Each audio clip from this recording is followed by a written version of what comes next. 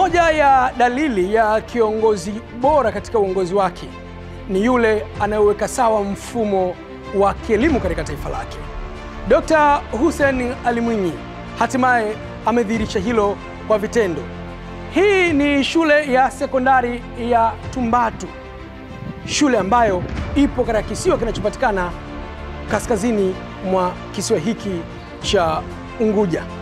Hii ni shule ya kwanza ya ghorofa kujengwa katika eneo hili, na ujenzi wa skuli hii ni utekelezaji wa ahadi ya Mheshimiwa Rais wa Zanzibar na mwenyekiti wa Baraza la Mapinduzi katika ahadi zake mara baada ya kupata nafasi ya kuweza kuzungumza na wananchi wa eneo hili. Tumbatu imejengwa jengo la G+3 lenye gharama shilingi bilioni 7.01, ambalo hili linakuja kuondoa kadhia ya upatikanaji wa vifaa vya kisayansi zikiwemo maabara 5 zilizojengwa katika jengo hilo. Tuliposikia kuna jengo ghorofa hatujaamini, lakini mwisho wa siku kila mtu haamini. Walikuwa watu wanatoka mitaani wanakuja, tatizama ghorofa. Wanaenda kutazama? Wanaangalia kuangalia. Kwa sababu washazoea ghorofa kuona ng'ambo ya pili au kwa mheshimiwa Haji, hawajiamini kama ghorofa litakuweko mitaa kama ya huku ya skuli tena. Kila mtu alikuwa anajikokota. Porini wanasema na mimi nakwenda ngalione sije kufa sijaliona ghorofa Tumbatu kubwa. Nifikia hivyo. Kwa kweli tumefaidika na tumefaidika kweli kweli. Ni tofauti na mazingira ambayo tulikuwa tunasoma kule chini tulikokuweko, mazingira ambayo kwa kweli yalikuwa hayaruhusu kwa sababu yalikuwa na mapungufu mengi zaidi. Uwepo wa shule hii umechangia kwa kiasi kikubwa zaidi kuweza kuongeza hali ya wanafunzi kuendelea kupenda kusoma na hatimaye kuhudhuria kwa wakati katika darasa.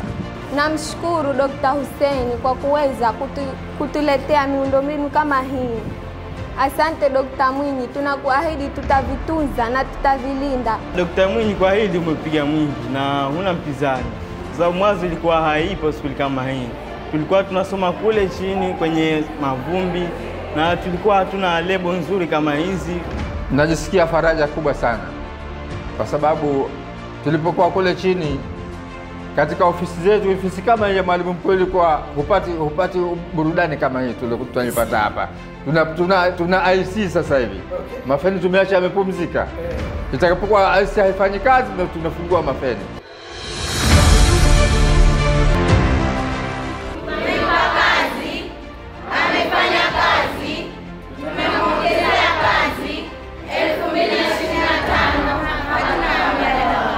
Na mtazamaji, kama ambavyo mpata nafasi ya kujionea, tumepokelewa na kundi kubwa hapa la wanafunzi na wametuma huo ujumbe kwa wananchi kwa ujumla. Na sisi tunasema kuelekea uchaguzi mkuu wa mwaka 2025, Dr. Hussein Ali Mwinyi hakuna mbadala wake.